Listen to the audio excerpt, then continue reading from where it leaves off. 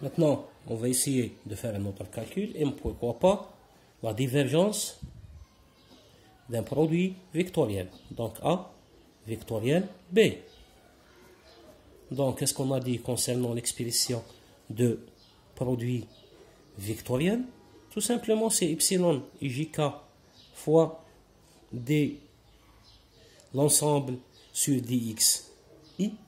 Dans ce cas, je peux écrire de cette façon epsilon et gk fois d a g bk divisé par dx i. Ça, c'est l'expression de divergence de A vectoriel B. Donc, d de ça sur dxi, tout simplement, c'est la notion de divergence. Pourquoi? G avec le G, il est muet, le K avec le K, il est muet. Qu'est-ce qu'il reste? Il reste L sur 10. C'est la constante dans la direction I divisée par xi. Par contre, à l'intérieur, l'expression de produit vectoriel, c'est epsilon ijk d ig sur dxi. Donc, c'est une combinaison. Donc, je peux développer ça à cause de cette multiplication. Donc, je peux écrire qu'il s'agit de epsilon et gk multiplié par dag sur dxi fois bk. Ça, c'est la première. Deuxième étape, je dois sortir le ag. Donc, c'est epsilon et gk fois ag fois d bk sur dx i.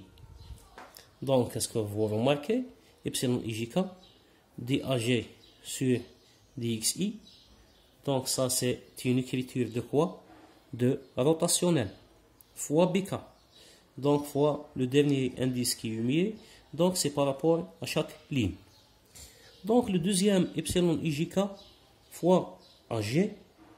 Donc, dpk sur dxi. Vous remarquez que le k a une troisième position. Donc, qu'est-ce que je vais faire?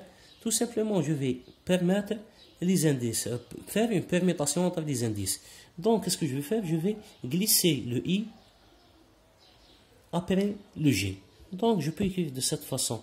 C'est epsilon et gk dag sur dxi fois, bien sûr, b de k. Donc, le sens, il est bon ici. Donc, si je vais inverser, automatiquement, c'est cette quantité epsilon ijk, elle est positive. L'autre quantité epsilon g et k, elle est négative. Donc, automatiquement, il y a un signe moins entre les deux. Donc, multiplier fois quoi? Fois d de bk sur dx i fois, bien sûr, ag. Et comme ça, le sens, il est bon. Donc, si je vais remplacer ça, donc ça, c'est le rotationnel de A multiplié fois bk.